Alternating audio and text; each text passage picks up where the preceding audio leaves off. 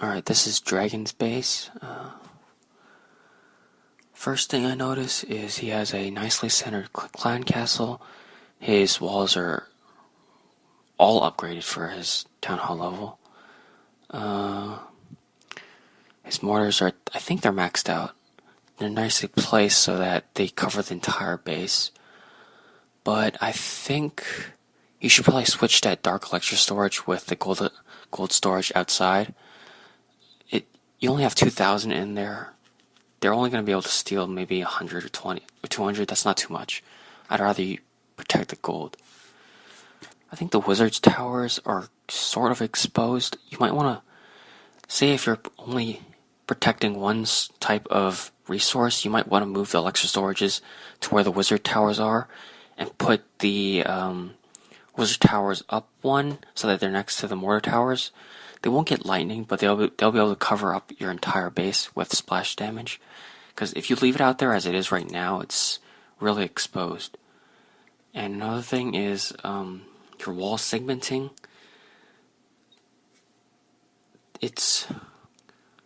Back then it used to be wall spikes, but now the most effective way to counter wall breakers is by using T-junctions. I'll show it later in the video, but right now it takes maybe 1, 2, 3, 4. If you take out the first layer of buildings behind the walls, it would only take 1, 2, maybe 6 or 8 wall breakers, and they'd be able to punch through one side. But because your resources are split up, it'd still be hard to get all of your resources. So yeah. Alright, next base is Dan from Bombi as a Cat. Alright, this is what I'm talking about when I say T-junctions. It's so that the first wave of wall breakers hit that first outer wall, and then when they reach the second junction, they can only break into at most 1 or 2 compartments. There's nothing much I can say about this base. It's very nicely designed. Everything is covered. The resources are split up. You have funneling. Yeah, it's a very good base.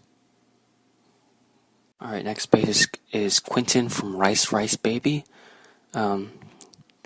This base is also very good.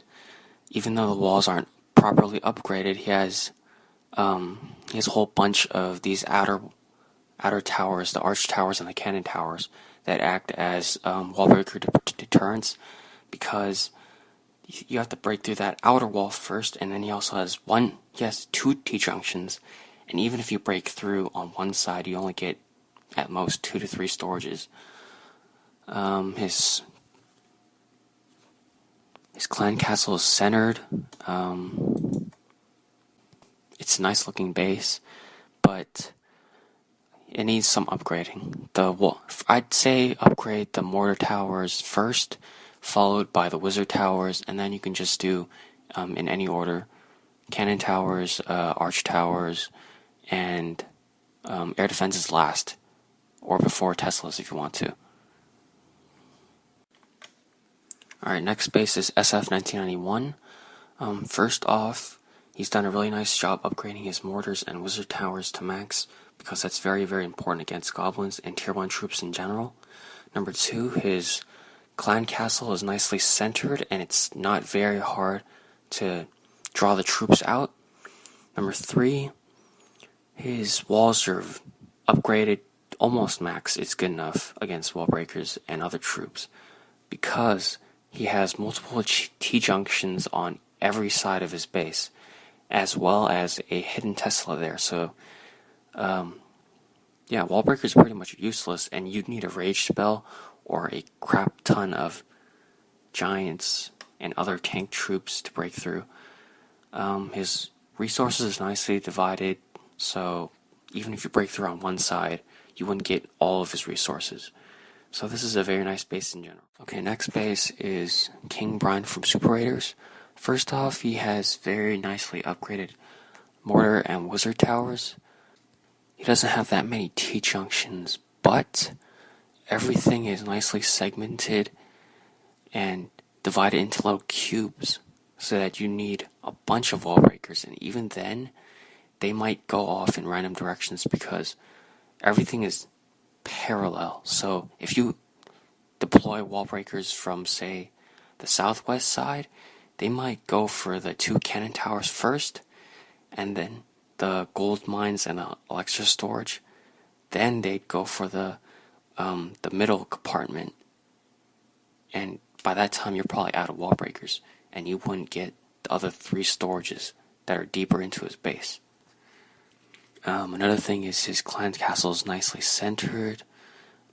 The only thing I'd say you might want to change is to swap that air defense in the middle with maybe a wizard tower, because right now your wizard towers are only protecting at most 1 storage, and that splash damage is vital to protecting your storages against goblins. Okay, next base is Kiko from Dominicans. This is probably the first hybrid base I've seen so far for this base review.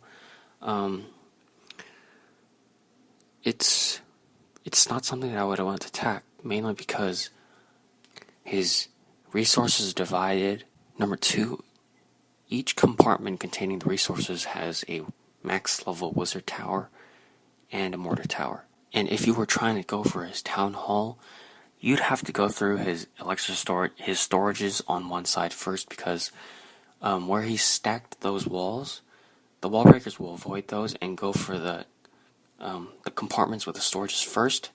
So it'd be very, very hard to get to his town hall because, as you can see, he has expos on 2 ends to cover against wall breakers, and then on the other 2 ends he has the hidden Teslas. So this is just a very, very good hybrid base. The only thing I would say or suggest would be to put your clan castle, centralize it more in your base, maybe swap it out with one of the air defenses, because it's pretty easily drawn out. But if it's working for you, then, whatever. Next base is Canada NL from Heidi is Too Good. First off, I suggest switching the air defense with the clan castle, because right now at your level I don't think there's going to be that much air heavy attacks, and even then your clan castle archers would do much more damage than your level 1 air defense. Number 2, the walls are nicely upgraded, everything is segmented.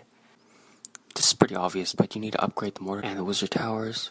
Other than that, it's nicely segmented. I mean, if you attack from one side, if you try to aim for the town hall, you might just get the 2 elixir storages, but you won't get the gold storages. And even then, even if you deployed goblins to get the storages, the mines on the outside would draw them away. I mean, it's heading in a good direction. It's not the best right now, but just keep upgrading. And I'm not sure, but I think you might be missing a couple of walls. If you are, make sure you get those and make some more compartments so that it's harder for wall breakers to break into your compartments holding your storages. Alright guys, this is it for this video. Please like, favorite, subscribe if I was able to help you with anything. If you want me to review your base in the next video, please leave your clan name, your username in the comments below, and I'll check it out next time. Thank you.